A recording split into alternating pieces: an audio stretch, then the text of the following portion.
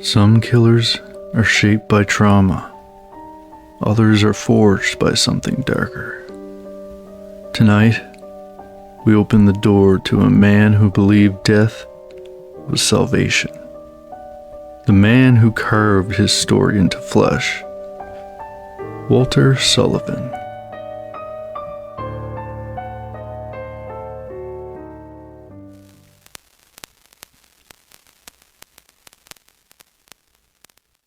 Walter Sullivan, a name whispered through police reports, radio broadcasts, and nightmares. In Silent Hill 4: The Room, Walter is more than a serial killer. He's a believer, a disciple, and ultimately, a weapon shaped by a god he could never truly understand. But before he became the monster wandering the halls of room 302, he was just a child abandoned in the wrong place at the worst time. Walter was born in Ashfield, just outside the haunted town of Silent Hill. But his life was doomed from the beginning. Shortly after his birth, he was abandoned, left at the doorstep of the Wish House Orphanage, a place run by a cult known only as the Order.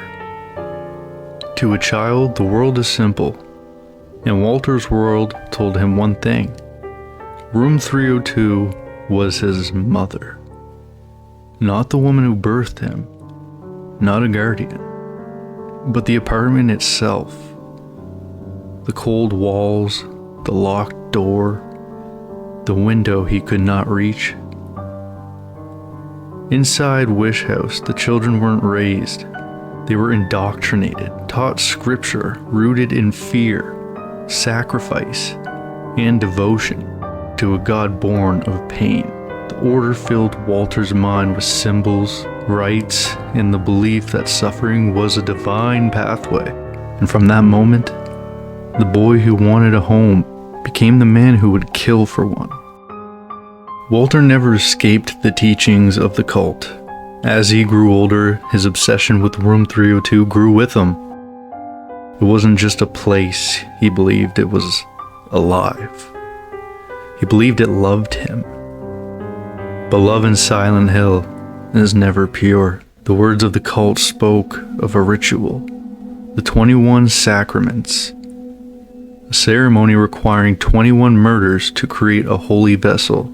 And Walter, desperate for meaning, desperate for a connection, dedicated his life to completing it. Each kill wasn't random. Each one was a step toward his twisted reunion with the only mother he ever knew. Walter's killings were brutal, ritualistic, and painfully ordered. Every victim was chosen based on their symbolic value in the 21 sacraments. After each murder, Walter carved a number into the body. The mark of progress. A tally toward ascension. A tally toward ascension. These weren't just murders, they were offerings.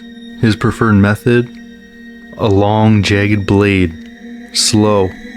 Personal. He believed each death would bring him closer to the only thing he ever wanted, to return home.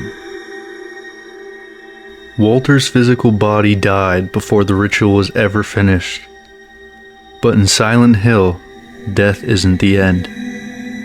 The cult's teachings, his obsession, and the town's supernatural power merged into something far worse. Walter returned as a ghost, relentless, unstoppable, and still committed to completing the sacraments. That's when he began targeting the last victims, including Henry Townsend, the player's character, and Eileen Galvin. His appearances are some of the most chilling in the entire series.